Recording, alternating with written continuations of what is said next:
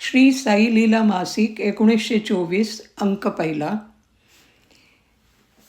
श्री हरी सीताराम दीक्षित यांना 20/3/24चे श्रीकृष्ण नारायण उर्फ छोटू Bhaiyasaheb Parulkar honorary magistrate साहेब हरदा यांच्या आलेल्या पत्रातील उतारा. माघ 14 सोमवारला शिवरात्र होती. त्याकरता घरातून कुटुंब व मुले बाळे सर्व नेमावरास श्री सिद्धनाथाच्या दर्शनाकरता गेली. ही मंडळी रविवारी दुपारी 3 वाजता रवाना झाली. रस्त्यात गाडीचे चाक बिघडल्याने उशीर लागला व संध्याकाळी अंधार झाला. त्यावेळी हडियास नर्मदेच्या काठावर पोचली. संध्याकाळ झाल्यामुळे नावा वगैरे बंद झाल्या. तेथे नावाड्यांना असा हुकूम आहे की अंधार झाल्यावर कोणाला नावेतून उतरू नये. नर्मदेच्या काठावर पोचल्यानंतर आमच्या नोकरांनी नावाड्यांना पुष्कळ सांगितलं व दुप्पट पैसे उतार देण्याचे कबूल केले, परंतु नावाडी ऐकेनात. त्यांनी साफ इन्कार केला. त्यावर आता कोठे जावे या विचारात सर्व बसले. इतक्यात कुटुंबाने असे उद्गार काढले की बाबा तुझी मर्जी, व नोकराला सांगितलं की गाडी जोडा, हडियास कोठेतरी मंदिरात घेऊन चला.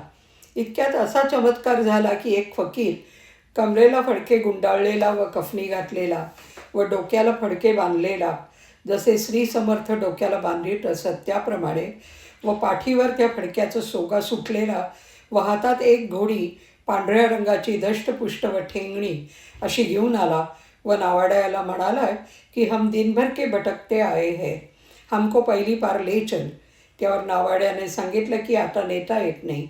नंतर आमची मंडळी बसली होती तिथे तो आला व आमचा नोकर ननू नावाचा आहे त्याला म्हणाला की तुम भी पहिली पार जाने के वास्ते गए क्या. त्यावर ते असे म्हणाले की तुमने इतनी देर क्यों, कोई औरत और बाल बच्चे हैं, जल्दी आना चाहिए. त्यावर तो नौकर बोलला की बाबा निकले जल्दी, मगर रास्ते में गाड़ी का चक्का बिगड़ने से देर हो गई. त्यावर ते फकीर बुआ बोलले की यह रियासत कौन की है. नौकरांनी सांगितलं अपन खड़े है यह अंग्रेजी है और नर्मदा के पहली पार होलकरी है. त्यावर ते फकीर बुआ म्हणाले की अभी ठाणे में जाता हूँ और हुकुम लाता हूँ, इनके बाप को ले जाना पड़ेगा, तुम मत घबराओ. असं म्हणून तेथून चालले. 10-12 हात गेले असतील व दिसेनासे झाले. इतक्यात ज्या नावाड्याने नाही म्हटलं होतं त्याच नावाड्याने ताबडतोब येऊन सांगितलं की तुम्हाला आता घेऊन चलतो, व ताबडतोब नावेत स्वतः सामान ठेवू लागलं व आमच्या मनुष्याला मदत करून गाड्या नावेत ठेवल्या. 2 गाड्या होत्या. कुटुंबाने नोकराला सांगितलं की त्याला विचार किती पैसे घेशील, नाहीपेक्षा त्या काठावर गेल्यावर कटकट करतील. त्यावरून नोकराने नावाड्याला विचारलं काय घ्याल ते सांगून द्या. नावाड्याने म्हटलं की आम्ही काही सांगत नाही, तुम्हाला वाटेल ते द्या किंवा नका देऊ, परंतु लवकर बसा म्हणजे तुम्हाला पोचवून देतो. त्यावेळी फकीर बाबांनी सांगितले ठाणे से जाके हुकुम लाता हूँ, व तेथून चालत गेले. तेव्हा ते 10-12 हात जाऊन दिसेनासे झाले. त्यावेळी बायका मुलेसुद्धा सर्वांच्या डोळ्यात अश्रू आले व सर्वांनी हात जोडून प्रार्थना केली की बाबा आमच्याकरता आपण तसदी घेतली. नंतर नावेत बसून सर्व मंडळी पारणे मावरास गेली व सुरक्षित घरी जाऊन पोचली. श्री समर्थांनी दाखविलेला चमत्कार आपल्यास कळविला आहे. बाया मुले नोकर याशिवाय बरोबर दुसरं कोणी नव्हतं. श्री समर्थ ठिकठिकाणी कसे रक्षण करतात याचे हे उदाहरण आहे. आमच्यासारखे मूर्ख या संसार जालात फसून इतका चमत्कार दाखवित असताना चरणावर पूर्ण विश्वास ठेवू शकत नाहीत. आता श्रीच्या चरणाकडे हीच प्रार्थना आहे की या पाशातून सोडवून तुझ्या चरणांवर दृढ विश्वास ठेवीन अशी बुद्धी दे. झालेली हकीकत सेवेसी कळवली आहे. कृष्णराव नारायण परुळकर. Captain V G. हाटे, बिकानेर यांचा अनुभव. डॉक्टर हाटे हे श्री साईनाथ महाराजांचे निस्सीम भक्त आहेत. हे शिर्डीस काही दिवस राहिले होते. यांच्याकडे ग्वालेरीस असताना एके दिवशी संध्याकाळी साळूराम नावाचा एक मराठा गृहस्थ भेटण्यास आला व सांगू लागला की आपला मुलगा घरातून नाहीसा झाला आहे व त्यामुळे आपण दोघे नवरा बायको फार दुःखात आहोत.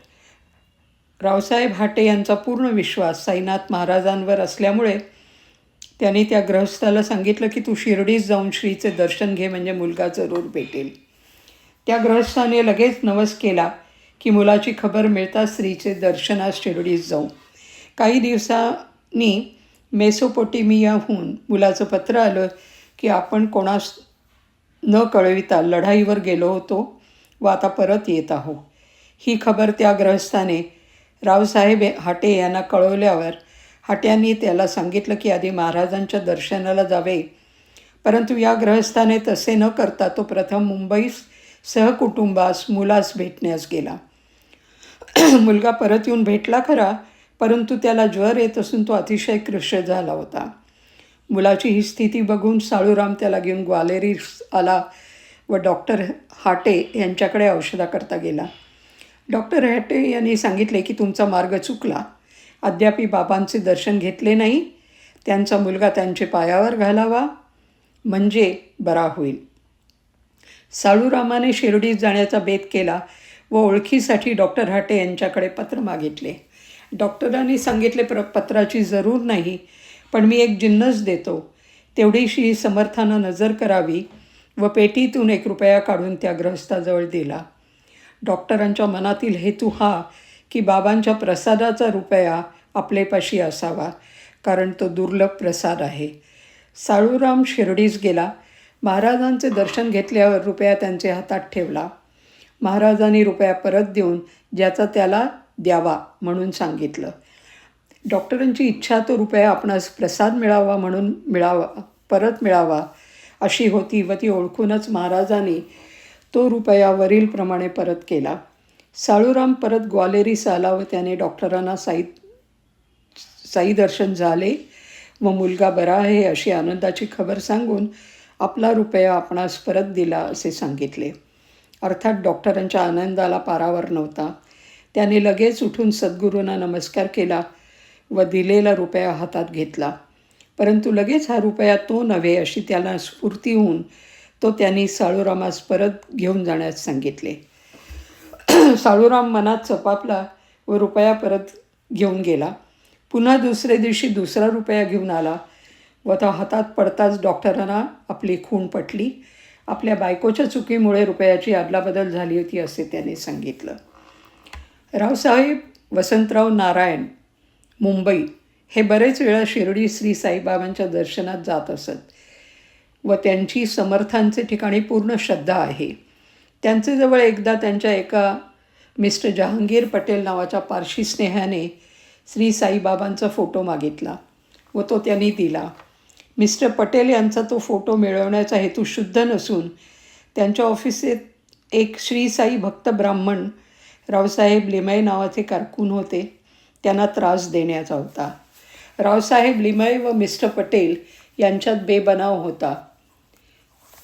पटेल तो फोटो नेहमी लिमयांच्या जवळ नेऊन त्यासंबंधी अभद्र भाषण करून लिमयांचे मन दुखवीत असत. तो फोटो बद्दल लिमयांनी वसंतरावांना दोष दिला. तेव्हा वसंतरावांनी सांगितलं की फोटो त्यांनी जाणून बुजून दिला. हेतू हा की त्यामुळे तो मनुष्य सुधारावा व आपण दोघे मिळून श्रीना विनवू की त्या मनुष्याने नाक मुठीत धरून श्रीच्या दर्शनास यावे. नंतर सुमारे 15 दिवसांनी तो पारशी गृहस्थ वसंतरावांकडे रडत आला व सांगू लागला की मी श्री साईबाबांचे अपराध केले आहेत. त्याचा मला पश्चाताप होत आहे व आपली थोडी दक्षिणा शिर्डीस पोचती करावी. त्या मनुष्याची वृत्ती पालटल्याबद्दल वसंतरावांना आनंद झाला व ते पटेल यांना रावसाहेब काकासाहेब दीक्षित यांच्याकडे घेऊन गेले व तेथे पटेल यांनी सर्व हकीकत त्यांच्यापुढे कबूल केली. पुढे 1918 साली गुरुपौर्णिमेला वसंतराव व लिमये यांच्याबरोबर पटेलही शिर्डीस महाराजांचे दर्शनाला आले. पटेल यांनी लिमयांचा द्वेष करण्याचं सोडून दिलं. इतकंच नव्हे, परंतु ते दोघे पक्के मित्र झाले आहेत. रावसाहेब गणपत धोंडू कदम हे आपला अनुभव असा कळवतात की सन 1914 साली मी कुटुंबासह श्री साईनाथ महाराज यांच्या दर्शनाकरता नाशिक लाईनने आगगाडीत बसून जात असताना नाशिक स्टेशनच्या पुढे 1-2 स्टेशनच्या अंतरावर गाडी चालू असता मी बसलो होतो. त्या डब्यात 15-20 काळे ठिक्कर असे भिल्ल एकाहून एक चढून आले व माझ्या शेजारी येऊन बसले. मी बसलो होतो त्या डब्यात दुसरे पॅसेंजर कोणी नव्हतं. मी व माझे कुटुंब व मुलगी एवढेच होतो. त्यावेळी मी श्री लक्ष्मण रामचंद्र पांगारकर यांचा भक्तिमार्ग प्रदीप वाचत बसलो होतो. तेव्हा मी समजलो की हे ऐकण्याकरता माझ्याजवळ आले आहेत, म्हणून मी त्यातील काही अभंग मोठ्याने वाचू लागलो. ते भिल्ल माझ्याजवळ 5-1 मिनटं बसले आणि ते तसेच चालत्या गाडीतून उतरले. तेव्हा मी त्यांना पाहण्याकरता दरवाजावर गेलो व पाहू लागलो तर ते भिल्ल एकसारखे पळू लागले. इतक्यात मी बसण्याकरता मागे फिरलो. तो एक वयोवृद्ध फकीर समोर बसलेला आढळला. मी मनात विचार केला की या डब्यात कोणीही नसता हा फकीर कसा आला. हा विचार मनात येताच बसलेला फकीर नाहीसा झाला व त्याबरोबर मला मोठा चमत्कार वाटला. मी मोठ्या विचारात पडलो. माझ्या नजरेसमोर फकीर व भिल्ल दिसू लागले. हा घडलेला प्रकार माझ्या नजरेसमोर जाईना. मी क्षेत्र शिर्डी येथे गेलो व साईनाथ महाराज यांच्या दर्शनाला गेलो. तो मशिदीत पाय ठेवताच सुरक्षित आलास ना हे शब्द महाराजांच्या मुखातून निघताच मला गहिवर आला व गाडीत झालेल्या चमत्काराची आठवण होऊन भिल्ल हे कोणीतरी लुटारू असावे व ते आम्हास लुटण्याकरता गाडीत चढले.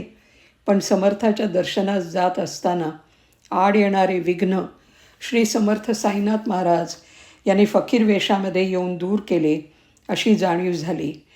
नंतर मी 2-3 दिवस साईनाथ महाराजांच्या दर्शनाचा लाभ घेऊन मुंबईस परत आलो. तात्यासाहेब नुलकरांचे एक स्नेही डॉक्टर पंडित या नावांचे एकदा बाबांचे दर्शनाला आले. ते तडक मशिदीत गेले. दर्शन झाल्यावर बाबांनी त्यांना दादा केळकरांकडे जाण्याला सांगितले. त्यांना दादांचे घर ठाऊक नव्हते. बाबांनी त्यांना कसे कसे जायचे ते सांगितलं. ते त्याप्रमाणे दादांकडे गेले. दादांनी त्यांचे स्वागत केल्यावर काही वेळाने दादा बाबांचे पूजेला निघाले. निघताना त्यांनी डॉक्टर साहेबास बाबांकडे येता का असे विचारले. डॉक्टर ताबडतोब निघाले. मशिदीत गेल्यावर दादांनी बाबांची पूजा केली.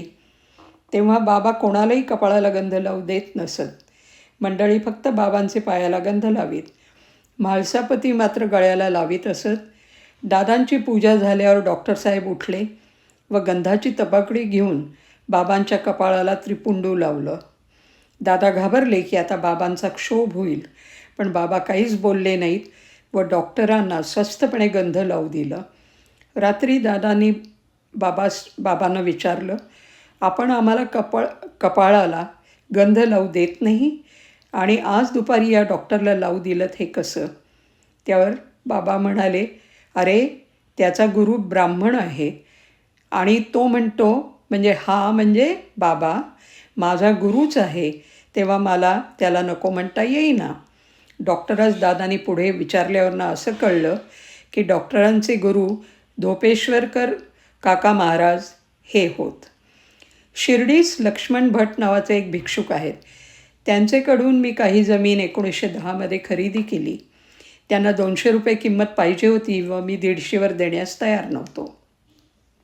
अशी वाटाघाट चालली असताना लक्ष्मण भट मशिदीवरून जात असताना महाराजांनी त्यांना हाक मारली व विचारलं, लक्ष्मण काय भानगड आहे? लक्ष्मण भटांनी सर्व हकीकत सांगितली. तेव्हा महाराज म्हणाले, दोघांचेही राहू द्या, 175 रुपयाला जमीन दे, पण त्यापेक्षा कमीला देऊ नको. लक्ष्मण भटाने हे आम्हाला सांगितलं नाही.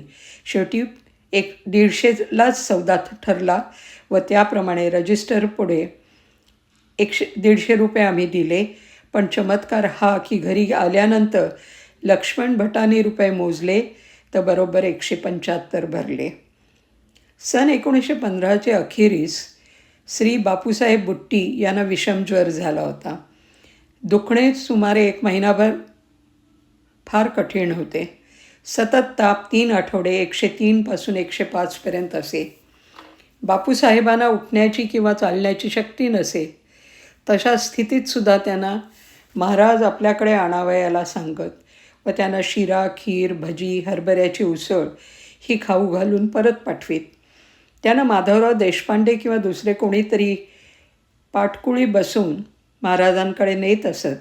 त्यांना औषधोपचार वगैरे काही नव्हता, पण महाराजांची कृपेने त्यांच्या उदीने प्रकृती हळूहळू सुधारत गेली. त्याच सुमारास महाराजही बरेच आजारी झाले होते.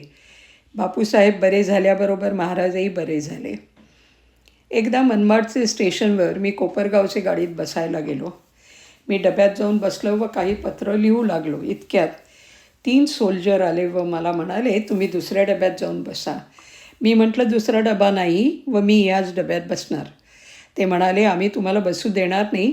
इतक्यात माझी पत्र लिहून झाली होती, ती पोस्टात टाकण्यास मी गेलो. जाताना मी मनात बाबांना म्हटलं, आज काय भांडण करविल्याची इच्छा आहे की काय? बरे, मर्जी तुमची. पत्रे टाकून परत येतो. तो सोल्जरांचं सामान माझ्या डब्यातून निघून दुसऱ्या डब्यात जाताना दिसलं. अर्थात ते दुसऱ्या डब्यात गेले व मी एकटाच या डब्यात राहिलो. अशा तऱ्हेने महाराजांनी भांडण टाळलं. एकदा संध्याकाळी ऑफिसातून खाली रस्त्यावर आलो, तो एक तरुण भिकारी माझ्याकडे आला व मला हसत हसत पैसा मागू लागला.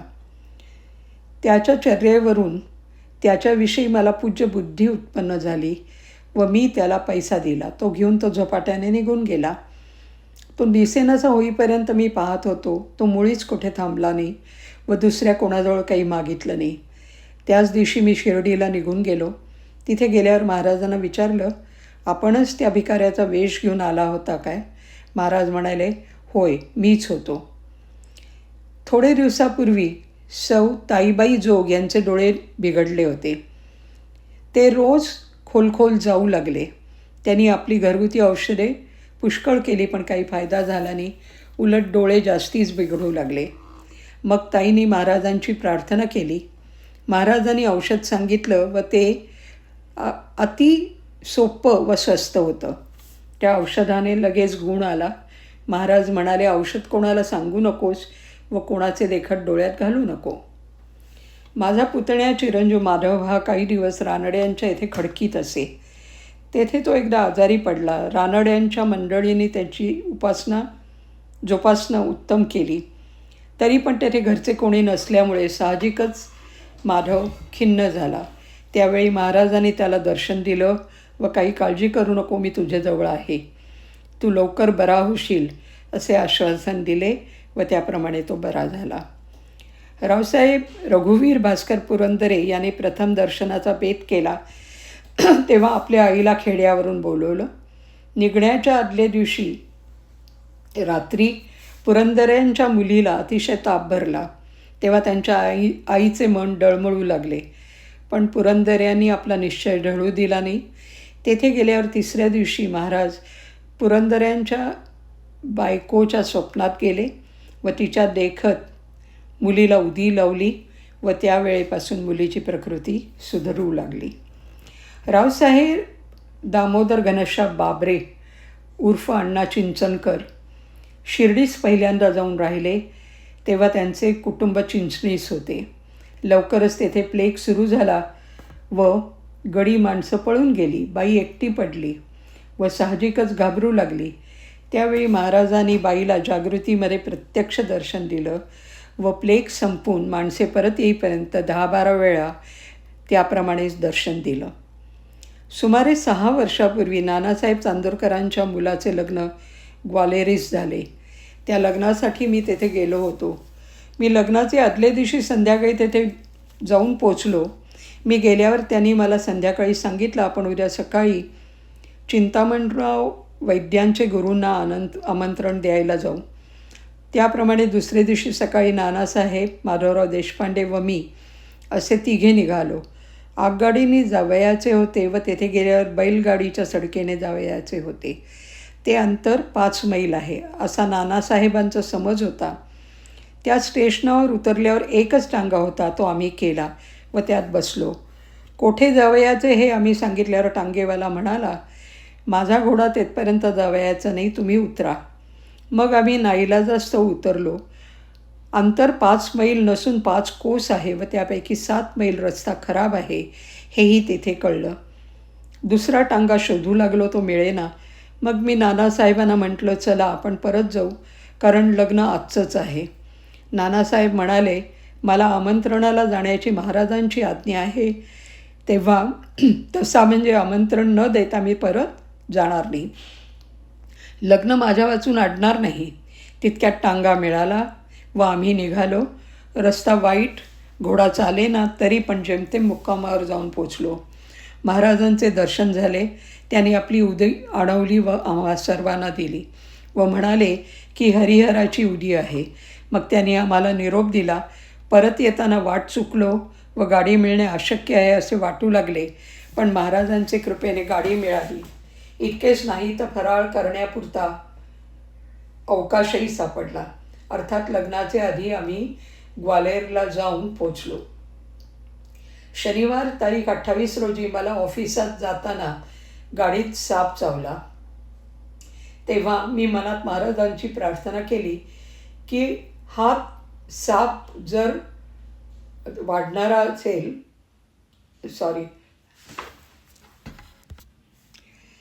शनिवार 28 रोजी मला ऑफिसात जाताना गाडीत ताप भरला. तेव्हा मी मनात महाराजांची प्रार्थना केली की हा ताप जर वाढणारा असला तर आपण मला शिर्डीला बोलवून घ्या. ऑफिसात जातो. शिर्डीचे पत्र टेबलावर होते व त्यात मला येण्याविषयी महाराजांची आज्ञा होती. त्या दिवशी दिवसभर ताप होता व रात्री गाडीतही होता. शिर्डीस मात्र ताप नव्हता, पण मी गेलो त्याच दिवशी महाराजांना ताप आला व ते 4 दिवस आजारी होते. सुख देऊन भक्तासी त्यांचे दुःख स्वये सोशी. 4-5 वर्षापूर्वी माझा डावा पाय बराच दुखत असे व 1 फरलांग चालायचे सुद्धा मला जड वाटत असे. तशा स्थितीत मी शिर्डीत असताना महाराज निमगावास गेल्याची खबर कोणी वाड्यात येऊन सांगितली. लगेच सर्व मंडळींबरोबर मीही निघालो. आम्ही फार झपाट्याने गेलो. 1.5 मैल गेलो व महाराजांबरोबर परत आलो. एकंदर 3 मैल चाललो, पण काही त्रास झाला नाही. तारीख 13/11/18 पहाटेच काका महाजनींना दृष्टांत झाला. महाराज आले व म्हणाले, निजलास काय? आज माझा 30वा दिवस आहे, तो कर. काका उठले व मोजून पाहताच तो बरोबर 30वा दिवस. काय करावे ते सुचेना. मग मला जेवायला बोलवलं व संध्याकाळी दाभोळकर, प्रधान, ठोसर वगैरे मंडळी बोलवली. जेवण झाल्यावर भजन झालं व रात्र फार आनंदात गेली. माझ्या प्रथम किंवा दुसऱ्या खेपेच्या वेळी एक चमत्कार घडला. तो असा, मी टांग्यातून जात असताना एक बाई पेरूची टोपली घेऊन जात होती. टांगेवाल्याने विचारले, महाराजांसाठी पेरू घ्यायचे आहेत का? मी ती टोपली ठरवली व टांग्यात घेतली. पेरू चांगले होते व खमंग वास सुटला होता. एक तऱ्हेची वासना उत्पन्न झाली. लगेच मनात आलं, बाबा माझी वासना का अशी जावी?